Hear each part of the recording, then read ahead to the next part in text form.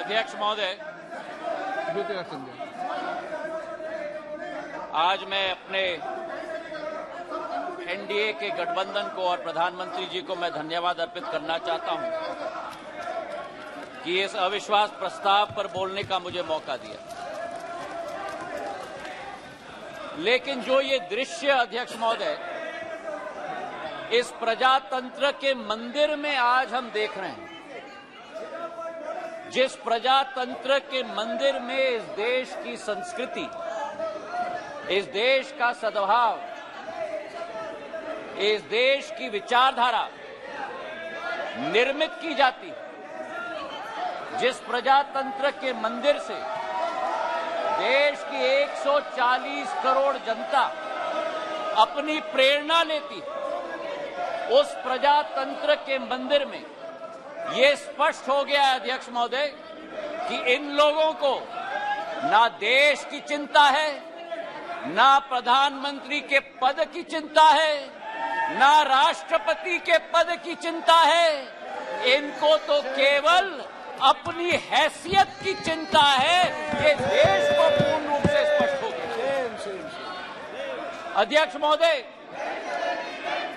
मुझे 20 साल हो गए हैं इस संसद में, मेरा अपना सौभाग्य मैं मानता हूं, लेकिन ऐसा दृश्य में मैंने 2 दशक में नहीं देखा है कि जिस तरीके से इस देश के सर्वोच्च पद के व्यक्ति 140 करोड़ जनता के हृदय में स्थापित इस देश के प्रधानमंत्री के प्रति जो शब्दों का उपयोग विपक्ष के द्वारा किया गया है, मैं मानता हूं कि सदन के सामने नहीं लेकिन देश की जनता के सामने इन्हें माफी मांगनी चाहिए। आज जो दृश्य हम देख रहे हैं अध्यक्ष महोदय कि अविश्वास प्रस्ताव के आधार पर, अध्यक्ष महोदय मैं आपका संरक्षण चाहूंगा। ये बोलने के लिए कभी तैयार हो जाते हैं लेकिन सुनने के लिए तैयार नहीं होते। न देश की जनता की ठोक कर 2 बार चुनाव में नतीजा हजम करने के लिए तैयार है, न सदन की बात सुनने के लिए तैयार है। आज जो स्थिति उत्पन्न हुई है अध्यक्ष महोदय, जो अविश्वास प्रस्ताव लाया गया है, सर आपका संरक्षण मैं चाहता हूं, इनको कंट्रोल किया जाए। देश की जनता ने तो अपना पूरा परिणाम इनके चेहरे पे दिखा दिया। जो जनता के सामने नहीं कर पा रहे वो आज सदन में बैठ के कोशिश कर रहे हैं करने के लिए। जो अविश्वास प्रस्ताव इनके द्वारा यहां लाया गया, यह अविश्वास प्रस्ताव मणिपुर की बात नहीं है। मिशन मणिपुर के आड़ में ये अपनी राजनीतिक रोटियां सेकने के लिए आज यहां उपस्थित हुए हैं। पिछले 2 दिन से मैं सुन रहा हूं अध्यक्ष महोदय, हम इनको भी बता दें कि अगर ये इनका वर्ताव रहा तो इनकी बात भी इस प्रजातंत्र के मंदिर में हम सुनने नहीं देंगे। पूर्ण रूप से स्पष्ट करना चाहते हैं अध्यक्ष महोदय, जो इस क्षेत्र में और इस सदन में प्रस्तुतिकरण हुई है, ये वो बादल है जो गरजना चाहते हैं लेकिन बरसते नहीं। ये वो बादल है जो चर्चा में रहना चाहते हैं लेकिन चर्चा सुनना नहीं चाहते। अध्यक्ष महोदय, आज अध्यक्ष महोदय ये अविश्वास प्रस्ताव जो लाया गया है, सारे आवश्यक विमर्श एक तरफ रखे गए हैं और इनकी हट एक तरफ है। हमारे देश के प्रधानमंत्री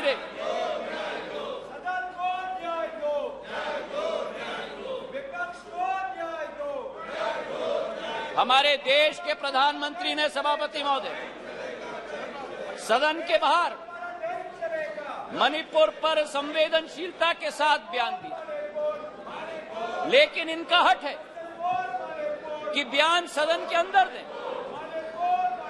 गृह मंत्री जी ने यहां बैठकर दिन प्रतिदिन स्पष्ट किया कि जिस दिन जिस घंटे पे आप चर्चा करना चाहते हैं हम तैयार है करने के लिए, लेकिन 17 दिन इसी तरह ये सदन को इन्होंने चलने नहीं दिया। 17 दिन मजबूर करके स्थगित किया।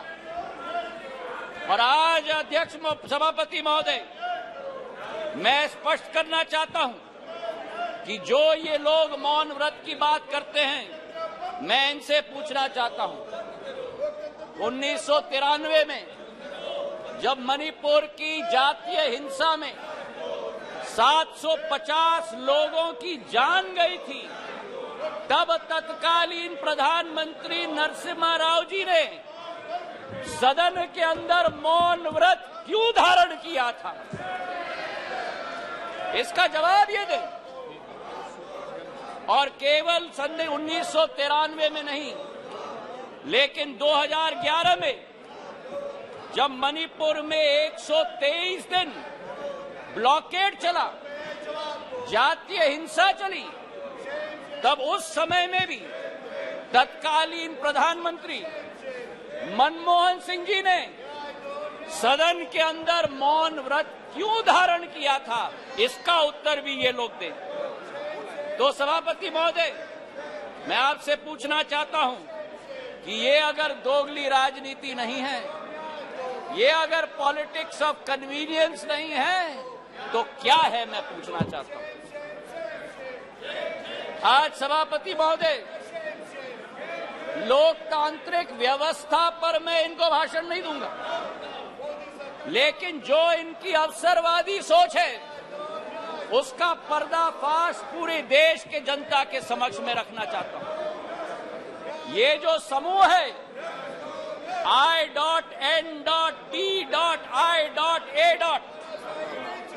इस समूह में एक प्रोफेसर हैं जो मोरालिटी की बात करते हैं, सिद्धांतों की बात करते हैं, मूल्यों की बात करते हैं, लेकिन प्रतिनिधित्व वो एक ऐसे दल के करते हैं जिन्होंने भ्रष्टाचार की नई कीर्तिमान स्थापित की है।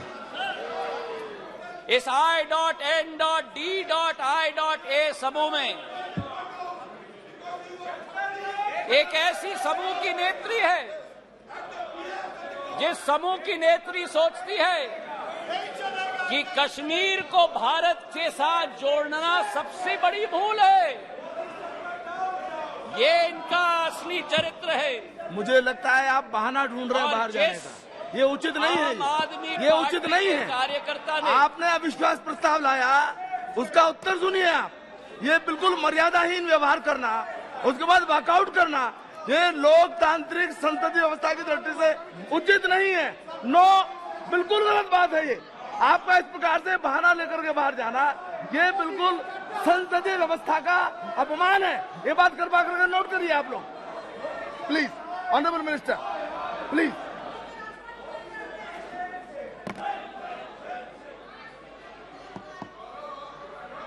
सभापति महोदय, देश की जनता ने इनको बाहर का दरवाजा दिखा दिया है।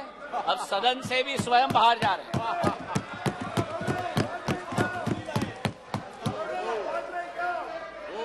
इन्हें तो सभापति महोदय अपने अविश्वास प्रस्ताव पे स्वयं ही विश्वास नहीं है।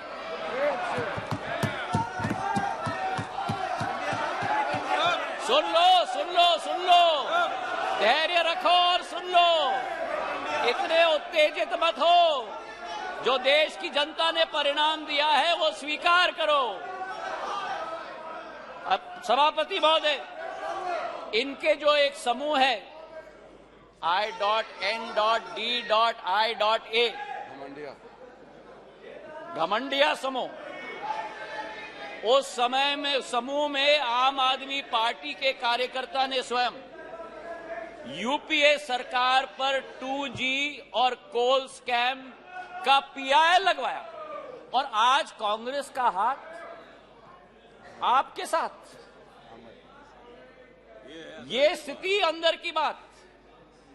और वही स्थिति सभापति महोदय, हमारे टीएमसी के साथी यहां बैठे हुए थे, जिस टीएमसी के बारे में अधीर दा रोज इस सदन में लपक लपक कर भ्रष्टाचार की बात करते थे, चिटफंड की बात करते थे, अपने संसदीय क्षेत्र में कार्यकर्ताओं की कत्लों की बात कर रहे थे।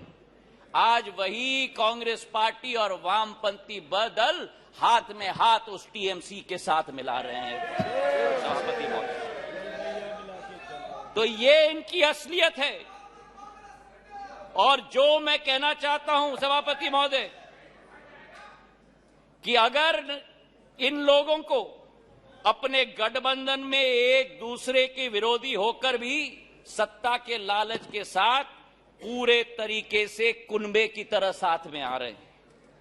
आरजेडी और जेडीयू की बात करें, लालू प्रसाद यादव जी पर जो रोजगार का आरोप लगाया था, जमीन पर रोजगार का एक्ट का आरोप लगाया था, वो जेडीयू के वर्तमान के अध्यक्ष ने स्वयं सीबीआई को सबूत अपने हाथों से दिलवाया था। और आज दोनों हाथ में हाथ मिलाकर चल रहे हैं। ये संविधान बचाने की बात करते हैं सभापति महोदय, ये क्या अपना ईमान पहले बचा पाएं, उसका उत्तर देश की जनता को दें। आज सभापति महोदय विचित्र स्थिति है। आगे ये नाटक कर रहे थे, आगे क्या नाटक करते हो? आपका स्वागत है, अंदर जाता है। बहुत बढ़िया ड्रामा कर रहे हैं। आपका स्वागत है। आज बड़ी विचित्र स्थिति है सभापति महोदय कि जिनके दिल नहीं मिलते वे दल मिल चुके, जिनके दिल नहीं मिलते वे दल मिल चुके हैं, और जिनके इतिहास में वैचारिक या व्यवहारिक संबंध या सिद्धांतिक संबंध न हो, वो आज लोकसभा चुनाव के लिए एक साथ होकर लोकतंत्र बचाने की आवाज लेकर आज सदन में आए। जहां मणिपुर हिंसा की बात की गई सभापति महोदय, इस मणिपुर की घटना का इस्तेमाल या मैं कहूं दुरुपयोग करके अपना लॉन्च पैड बनाने की ये कोशिश कर रहे हैं। जो मणिपुर में घटना घट रही है ये निंदनीय है, घोर निंदनीय है। कोई भी भारतीय नागरिक इसका सपोर्ट नहीं कर सकता। हम सबके लिए ये घोर निंदनीय घटना है। लेकिन अध्यक्ष महोदय, सभापति महोदय, अगर भारत के इतिहास के काले पन्ने पलटें तो मैं पूछना चाहता हूं, सन 1964 के बंगाल के दंगे के समय में ये मौन क्यों थे? और अगर सन 1964 की हम बात न करें तो सन 84 के सिख दंगों के समय में जब 4000 हमारे सिख भाई बहनों को जिंदा जलाया गया था, तब ये मौन क्यों थे? मेरठ के सन 87 के दंगों के समय में ये मौन क्यों थे? और सन 1990 से 30 साल जो कश्मीर में 40,000 लोगों की मौत हुई और कश्मीर जल रहा था, तब ये मौन क्यों थे? और मैं अधीर रंजन जी का जो शब्द था, जो अंग्रेजी का कोटेशन उन्होंने दिया, इन सभी समय में एवरी मॉर्निंग सभापति महोदय, new widows were हाउलिंग, every morning new children were crying, every morning new houses were falling. और मूक दर्शक के रूप में हमारे ये साथी बैठकर सरकार में बैठे हुए थे। आज यहां बैठकर गौरव गोगोई जी ने, सबर रखो, सबर रखो, आराम से सुनो, सबर रखो, थोड़ा सीख लो। गौरव गोगोई जी ने आसाम अकॉर्ड की बात की। जिस आसाम अकॉर्ड की बात की, उस आसाम अकॉर्ड का क्रियान्वयन कांग्रेस की सरकार ने कभी की? आज मैं पूछना चाहता हूं कि हमारे पड़ोसी देश बांग्लादेश के साथ 68 वर्षों में हमारे बॉर्डर को निर्धारित नहीं किया था। 2014 में जब प्रधानमंत्री जी ने शपथ ली, 1 साल के अंदर बांग्लादेश का बॉर्डर निर्धारित करने का काम प्रधानमंत्री नरेंद्र मोदी जी ने किया था।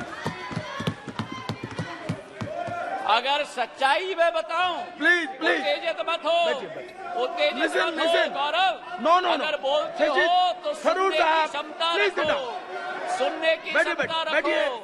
बैठिए, जनता ने गौरव आपकी चिल्लाने को आप बैठ जाइए, बैठ जाइए।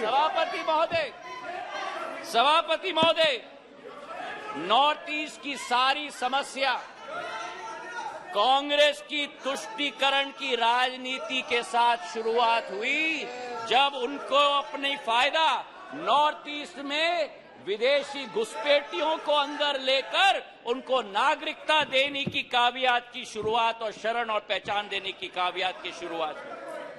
चार्जशीट सभापति महोदय बड़ी लंबी है। 1960 के दशक में जब मणिपुर में अलगाववादी समूह ने हिंसा की शुरुआत की, जब वो जन्म हुआ तो वो कौन था जो उनके साथ बैठकर चर्चा करने के लिए तैयार था? वो कौन था जिन्होंने उनके साथ बैठकर समझौता किया? और आप भूल गए 1993 में जब 123 दिन मणिपुर जल रहा था, आपकी सरकार यहां भी थी। आपकी सरकार यहां भी थी। आपकी सरकार यहां भी थी और आपकी सरकार वहां भी थी। और आज आप मणिपुर के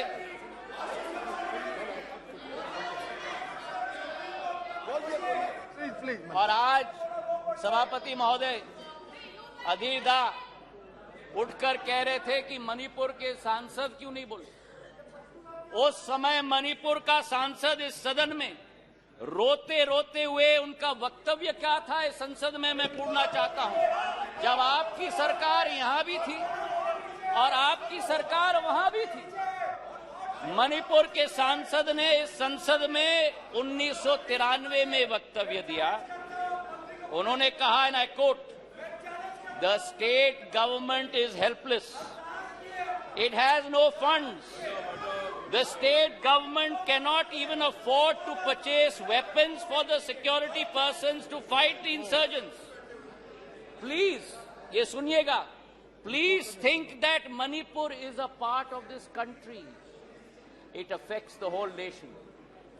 शायद कांग्रेस के नेता को इन शब्दों को सुनना चाहिए था कल यहां भाषण देने के पहले।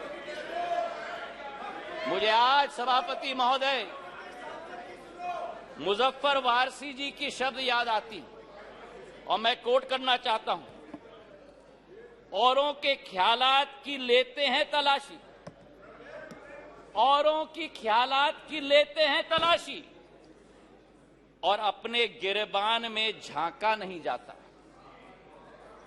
आज ये स्थिति उत्पन्न हो गई है। तथ्यों के आधार पर अगर हम बात करें, कल गृह मंत्री जी ने सदन में पूरा व्याख्यान दिया।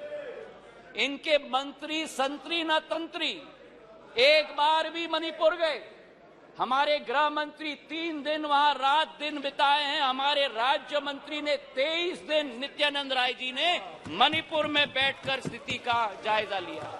आज राहत राशि वहां पहुंची है, अनाज पहुंचा है, वर्चुअल सिस्टम से स्कूल्स चल रही हैं, आर्मी की फोर्स पहुंची है, इवैक्यूएशन में हम मदद कर रहे हैं। जो भी हम लोग कोशिश कर रहे हैं, और आंकड़े की आप बात करते हो तो आंकड़े की पुष्टि करो। ये पिछले 9 साल मणिपुर में सबसे शांतिपूर्ण समय रहा है इंसर्जेंसी के दृष्टिकोण से। आपके 10 साल से 3 गुना कम इंसर्जेंसी हुई है और 6 गुना कम सिविलियन डेथ्स आज मणिपुर में हुआ है। सभापति महोदय, नॉर्थ ईस्ट की जब हम बात करते हैं, नॉर्थ ईस्ट की जब हम बात करते थे 1 दशक पहले, तो चित्र हमारे दिमाग में आता था। हिंसा का चित्र आता था, आतंक का चित्र आता था, अस्थिरता की चित्र आती थी। और उसके पीछे एक कारण है। उसके पीछे कारण यह है कि दशकों से जो सरकार रही थी, उनकी सोच विचारधारा थी कि अगर बॉर्डर विलेजेस में और उत्तर पूर्वी क्षेत्र में अगर विकास किया तो वहां जागरूकता उत्पन्न होगी, इसलिए उन्हें विकास से वंचित रखा जाए। हमारे प्रधानमंत्री ने 2015 में, देश के प्रधानमंत्री ने पहला कदम लिया जो भी हिंसक संगठन थे मणिपुर के, उनके विरुद्ध सर्जिकल स्ट्राइक करके म्यांमार तक खदेड़ के भेज दिया था सभापति महोदय। और उसके बाद पहला कदम जो लिया, विकास व्यापक सोच के साथ, एक विचारधारा के साथ, उन्होंने एक विकास का मंत्र दिया सभापति महोदय, विकास का मंत्र दिया हीरा, क्योंकि उत्तर पूर्वीय क्षेत्र भारत का हीरा है। हीरा मतलब हाईवे, हीरा मतलब इंटरनेट, हीरा मतलब रेलवेज, हीरा मतलब एविएशन। और जिस उत्तर पूर्वी क्षेत्र में केवल 2,500 करोड़ का रेलवे बजट होता था, आज 10,000 करोड़ रुपए का रेलवे बजट है। सभापति महोदय, आपको आश्चर्य होगा कि मेघालय जैसे राज्य को 100 साल इंतजार करना पड़ा जब तक प्रधानमंत्री नरेंद्र मोदी जी नहीं बने, कि मेघालय को अपने 100 साल में पहला स्टेशन मिला जब बीजेपी और एनडीए की सरकार बनी। नागालैंड को 100 साल बाद शोकुवी में एक रेलवे स्टेशन, दूसरा रेलवे स्टेशन मिला। और इसी के साथ साथ जब यूपीए की सरकार थी, उस समय सड़क की प्रगति और विकास, गडकरी साहब यहां बैठे हुए हैं, 1.5 किलोमीटर प्रतिदिन की कछुआ चाल के आधार पर चलती थी। प्रधानमंत्री नरेंद्र मोदी जी और गडकरी जी की जोड़ी ने आज उत्तर पूर्वी राज्य में 3.5 किलोमीटर प्रतिदिन की रफ्तार से आज सड़क बनाने का काम किया। हाईवेज और ब्रिजेस की जाल बनी। किरेन रिजिजू के साथ मेरा प्रवास वहां हुआ है। हमने दोनों देखा है कि भारत में अगर पानी पर सबसे लंबा पुल बना है, तो अगर कहीं बना है तो ढोला सदय ब्रिज ब्रह्मपुत्र पर हमारे असम के राज्य में बना हुआ है। और उसी के साथ किसी ने कभी कल्पना नहीं की थी उत्तर पूर्वी राज्यों के बारे में, पर उत्तर पूर्वी राज्य को विश्व के साथ जोड़ने का अगर संकल्प किसी का रहा, तो भारत को म्यांमार और थाईलैंड के साथ सुपर हाईवे बनाने का काम प्रधानमंत्री नरेंद्र मोदी जी का रहा। मुझे तो आश्चर्य हुआ सभापति महोदय कि इनके अरुणाचल प्रदेश और सिक्किम, हमारा भी है पर मेरे साथी हैं, अरुणाचल प्रदेश के हमारे वहां के भी सांसद मेरे साथी, पर अरुणाचल प्रदेश और सिक्किम, 2 उत्तर पूर्वी राज्यों में आजादी के 67 वर्ष बाद भी एक भी एयरपोर्ट नहीं। 9 सालों में अरुणाचल में एक नहीं लेकिन 3 एयरपोर्ट, तेजू, पासीघाट और होलोंगी बनी है, और सिक्किम में पाक्योंग। जिस अरुणाचल प्रदेश में केवल 9 हवाई अड्डे थे, आज उस अरुणाचल प्रदेश में सभापति महोदय 17 हवाई अड्डे हैं। 17 हवाई अड्डे, जो 7 सिस्टर्स कहलाती थी, उस समय में ये 7 निग्लेक्टेड सिस्टर्स थी। लेकिन प्रधानमंत्री जी के आने के बाद आज उत्तर पूर्व में प्रधानमंत्री जी के पूर्वोदय के मंत्र के साथ विकास का एक नया उदय पूर्वोदय में हो रहा है। मुझे दुख भी हुआ सभापति महोदय, और मुझे आश्चर्य भी हुआ। हमारी कोशिश रहती है कि इस संसद में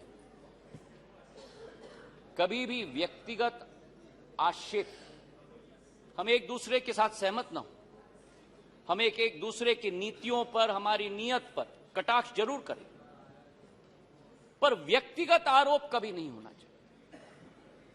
और जो आरोप इस हाउस में किया गया कल सभापति महोदय, मुझे आश्चर्य भी हुआ और दुख भी हुआ जब राहुल गांधी जी ने सदन में कहा कि प्रधानमंत्री के लिए मणिपुर हिंदुस्तान का भाग नहीं। मैं बताना चाहता हूं आपको सभापति महोदय कि जिस प्रधानमंत्री ने उत्तर पूर्वी राज्य को विश्व के साथ जोड़ा है, जिस प्रधानमंत्री का उत्तर पूर्वी क्षेत्र के साथ दिल का रिश्ता है, जिस प्रधानमंत्री ने भारत के दुश्मनों को उत्तर पूर्वी राज्य से खदेड़ खदेड़ कर बाहर कर दिया हो, जिस प्रधानमंत्री के रोम रोम में भारत माता बसती हो, जिस प्रधानमंत्री ने भारत कश्मीर को भारत के अभिन्न अंग बनाने के लिए अनुच्छेद 370 रद्द किया हो, श्यामा प्रसाद मुखर्जी के सपने को एक विधान, एक प्रधान और एक निशान को साबित किया हो। मैं बताना चाहता हूं विपक्ष को, सभापति महोदय, कि भारत को अलग अलग टुकड़ों में देखने की विचारधारा आपकी है, हमारी नहीं। हमारे सभापति महोदय, बैठो बैठो बैठो, आराम से बैठो। आपने ही चेंज कराया मुझे, कान खोल के सुन लो, सत्य सुन लो, आपने ही चेंज कराया। जिस अब मेरा मुंह मत खुलवाना। सभापति महोदय, जिस अविश्वास प्रस्ताव को ये लेके आए, इसका सत्य देश की जनता के समक्ष होनी चाहिए। जिस तरह से एक एक वर्ग का विश्वास तोड़ा गया है और जिस तरीके से प्रधानमंत्री जी ने एक एक वर्ग का अविश्वास को विश्वास में परिवर्तित किया है, वो सत्य आज इस सदन के द्वारा देश की जनता के समक्ष जानी चाहिए। किसान, सभापति महोदय, इस देश की रीढ़ की हड्डी, 60% आबादी हमारी कृषि प्रधान राष्ट्र है, लेकिन अगर किसान का पीठ तोड़ने वाला कोई कालखंड रहा तो 2014 के पहले रहा। आज हमारा किसान को समर्थन मूल्य पर्याप्त मात्रा में मिल रहा है, उसकी खरीदगी पर्याप्त मात्रा में हो रही है। आज हमारे किसान कितने उत्तेजित हो रहे हैं। सभापति महोदय, खुजली बहुत आती है, खुजली बहुत आती है, खुजली बहुत आती है। आज हमारे किसान को, सभापति महोदय, धान की खरीदी में 90% वृद्धि हुई है, गेहूं की खरीदी में 75% वृद्धि हुई है। नरेंद्र सिंह जी यहां बैठे हुए हैं। हमारे समर्थन मूल्य की हम बात करें, 2014-15 में धान की एमएसपी 1360 थी, आज धान की एमएसपी 2183 है, 60% की वृद्धि हुई है। कल कपास की बात की गई, कपास की एमएसपी हम बात करें, कपास की एमएसपी 3350 रुपए होती थी, आज वही कपास की एमएसपी बढ़कर 6620 हो चुकी है, 80% की वृद्धि हो गई। सोयाबीन की एमएसपी 2560 रुपए होती थी, आज 4600 रुपए हो चुकी है, 80% की वृद्धि हुई है। तो जहां हमारे देश का किसान, हमारे देश का अन्नदाता समृद्ध हो चुका है, उसी के साथ साथ किसान के लिए जो सीमांत हमारा कृषक है, 80% हमारा कृषक आज भी सीमांत कृषक है, उसके लिए एक सुरक्षा कवच के रूप में किसान सम्मान निधि के जरिए 6000 रुपया प्रति वर्ष 11.5 किसानों के खातों में 2,40,000 करोड़ रुपए प्रधानमंत्री ने पहुंचाने का कार्य किया। यही अंतर है तुष्टीकरण और संतुष्टीकरण के बीच में, सभापति महोदय। और इसी पे मैं बताना चाहता हूं, मध्य प्रदेश में भारतीय जनता पार्टी की शिवराज सिंह जी की सरकार ने इस 6000 रुपए में 6000 रुपए अतिरिक्त मिलाकर 12,000 रुपया प्रति साल 80 लाख किसानों के खाते में डालने का कार्य किया। हमारे देश के पूर्व प्रधानमंत्री अटल बिहारी वाजपेयी जी का एक सपना था, उनका एक सपना था कि इंटरलिंकिंग ऑफ रिवर्स होना चाहिए, और आज उनके सपने को अगर साकार किया है तो प्रधानमंत्री नरेंद्र मोदी जी ने Ken Betwa interlinking of reverse के आधार पर किया। 42,000 करोड़ रुपए की योजना, उत्तर प्रदेश और मध्य प्रदेश के 13 जिलों को मिलाकर 60 लाख लोग प्रभावित होंगे। ये वो बुंदेलखंड क्षेत्र है जिसने अपने इतिहास में सूखी माटी के अलावा कुछ नसीब नहीं किया था। अध्यक्ष सभापति महोदय, आज वहां 11 लाख हेक्टेयर की सिंचाई होगी, 105 मेगावाट की ऊर्जा का सर्जन होगा, और उसी के साथ इस परिवर्तन के स्केल पे भी मैं बात करना चाहता हूं। ये परिवर्तन का स्केल आजादी से 2003 तक 56 साल कांग्रेस की सरकार रही, 56 साल 7.5 लाख हेक्टेयर की सिंचाई हुई थी और 20 वर्ष में 2003 से 2023 तक 20 वर्ष में 45 लाख हेक्टेयर की जमीन की सिंचाई हुई है, 6 गुना। और जहां अब फिर उत्तेजित हो गए और जहां 56 वर्ष में 7.5 लाख हेक्टेयर की सिंचाई की योजना दी, वहां प्रधानमंत्री नरेंद्र मोदी जी की सरकार ने एक योजना में 10.5 लाख हेक्टेयर की सिंचाई की योजना दिलवाई। ये इसी बात का उदाहरण है सभापति महोदय कि डबल इंजन यानी डबल विजन। तुष्टीकरण से किसान का भला नहीं होता, बल्कि संतुष्टीकरण से ही किसान का भला होता है।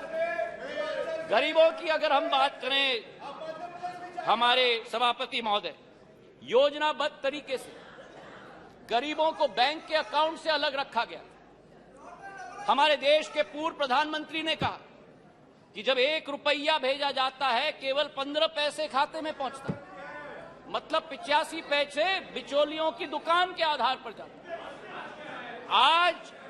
आज हमारे प्रधानमंत्री के द्वारा, नरेंद्र मोदी जी के द्वारा 50 करोड़ जन धन अकाउंट स्थापित करके 25 लाख करोड़ रुपए गरीबों के खाते में डालने का कार्य किया गया है सभापति महोदय। हमारे गैस के कनेक्शन उज्ज्वला महिलाओं के लिए, हमारे घरों के 3.5 करोड़, हमारे क्षेत्र, हमारे देश की जनता को उत्पन्न करने के लिए हमारे प्रधानमंत्री जी की सोच है। अर्थव्यवस्था की बात हमारे वित्त मंत्री जी ने किया। मैं एक बात उनकी बात में जोड़ना चाहता हूं। स्कैम्स की लंबी लिस्ट कल गृह मंत्री जी ने पढ़ी थी। कोल का स्कैम हुआ, 2G का स्कैम हुआ, अनेक स्कैम हुए। और आज मैं बोलना चाहता हूं कि जिस राह पर इंडिया नहीं लेकिन भारत चल रहा है प्रधानमंत्री जी के नेतृत्व में, जहां कोई निजी हित नहीं होगी, केवल राष्ट्र हित होगी, उसी संकल्प के साथ हम लोग आगे चल रहे हैं। 9 साल में सभापति महोदय हम लोग 10 नंबर आर्थिक व्यवस्था के रूप से आज 5 नंबर तक पहुंचे जी। ये एक बहुत बड़ी उपलब्धि है। लेकिन आज मुझे आश्चर्य है जब कहा जाता है कांग्रेस के एक नेता के द्वारा कि इस क्षेत्र में ओवर कॉन्फिडेंस देखिए। कांग्रेस के नेता बयान देते हैं कि सरकार चाहे किसी के भी हो, लेकिन भारत को तीसरी सबसे बड़ी अर्थव्यवस्था बनना तो अरिथमेटिक इनएविटेबिलिटी है। तो ये इनएविटेबिलिटी की गारंटी आपने 9 साल पहले क्यों नहीं दी? कांग्रेस की सरकार के समय आजादी से आज तक 67 वर्षों में हम लोग केवल 12 नंबर से 10 नंबर पर पहुंचे, और जब 9 साल में 10 नंबर से हम 5 पर पहुंच जाएं तो अरिथमेटिक इनएविटेबिलिटी बढ़ जाती है। ये दोगली नीति कहां से हुई? और आज हमारे दोस्त अमोल कोले जी ने पर कैपिटा इनकम की बात उठाई। मुझे खुशी है उन्होंने उठाई। आपको आश्चर्य होगा सभापति महोदय ये सुनते हुए कि भारत 67 सालों में भी सब साउथ अफ्रीका की पर कैपिटा इनकम को हमने पार नहीं किया जब इनकी सरकार होती थी। 9 साल में पर कैपिटा इनकम आज डबल हो चुका है सभापति महोदय। हमारी सोच और विचारधारा, बैंकिंग सेक्टर की हम बात करें, बैंकिंग सेक्टर देश की रीढ़ की हड्डी होती है और लोन्स तो इनके समय में बच्चों का खेल हो गया था। एक कहावत थी कि फोन पर लोन, ये स्थिति हो गई थी। 5.5 लाख करोड़ से ज्यादा एनपीए का पहाड़ छोड़ के गए थे। आज उसकी सफाई अरुण जेटली जी ने और निर्मला सीतारमण जी ने करके देश को आगे बढ़ने के लिए कैपेक्स की एक नई रचना की शुरुआत की। कभी हम कल्पना कर सकते थे कि भारत में 10 लाख करोड़ रुपए का कैपेक्स का प्रोग्राम होगा और इंफ्रास्ट्रक्चर का कैपेक्स का प्रोग्राम भी ऐसे कि 10 साल में 15,000 किलोमीटर की रेलवे लाइन बनी और एनडीए सरकार के समय में 26,000 किलोमीटर की रेलवे लाइन बनी। हाईवे की निर्माण की बात करें तो 67 वर्षों में 91,000 किलोमीटर के हाईवे और 9 वर्षों में, गडकरी साहब जी यहां बैठे हैं, 55,000 किलोमीटर की हाईवे 9 सालों में 1,45,000 किलोमीटर की हाईवे बनी। और यही स्थिति सिविल एविएशन के क्षेत्र में 74 एयरपोर्ट 67 वर्षों में और 148 एयरपोर्ट 9 वर्षों के अंदर। और इसी के साथ जो हमारा पावर डेफिसिट कंट्री था, आज पावर सरप्लस हो गया। हम लोग स्टील इंपोर्टर होते थे, आज स्टील एक्सपोर्टर बन गए। 216 गीगावाट से 420 गीगावाट पर पहुंच चुके हैं। कोल के मामले में 565 बिलियन टन से 900 बिलियन टन, और इस वर्ष 1 बिलियन टन का उत्पादन देश करेगा कोल का। सभापति महोदय, मैं ये कहना चाहता हूं कि ये अरिथमेटिक इनएविटेबिलिटी नहीं है। आज भारत जो 2014 में 5 मिनट और 2014 में दूसरे देशों पर निर्भर होता था, प्रधानमंत्री जी ने आत्मनिर्भरता का सिग्नल दिया। जिस देश में हम लोग झोली निकालकर वैक्सीन की भीख मांगते थे, आज उसी भारत में 2 वैक्सीन का आविष्कार होता है और उत्पादन होता है। 220 करोड़ टीके लगते हैं, कोविन का एप्लीकेशन लगता है, एप्पल से एयरबस मैन्युफैक्चरिंग फैसिलिटी लगा रही है, सेमीकंडक्टर से चंद्रयान 3। आज भारत का तिरंगा झंडा भारत में नहीं, विश्व में नहीं, चांद पर लगाने का संकल्प प्रधानमंत्री जी का है। ऑटो के सेक्टर में 7 नंबर से 3 नंबर, टेलीकॉम के सेक्टर में 12 नंबर से 2 नंबर।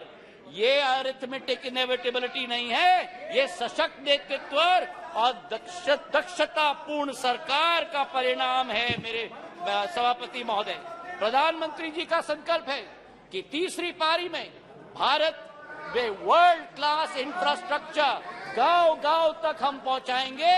ये मोदी जी की गारंटी है। तो आज सभापति महोदय, ये स्वच्छ इंडिया अभियान की बात कर रहे हैं। ये कहते हैं कि नफरत के बाजार में मोहब्बत का दुकान लाएंगे।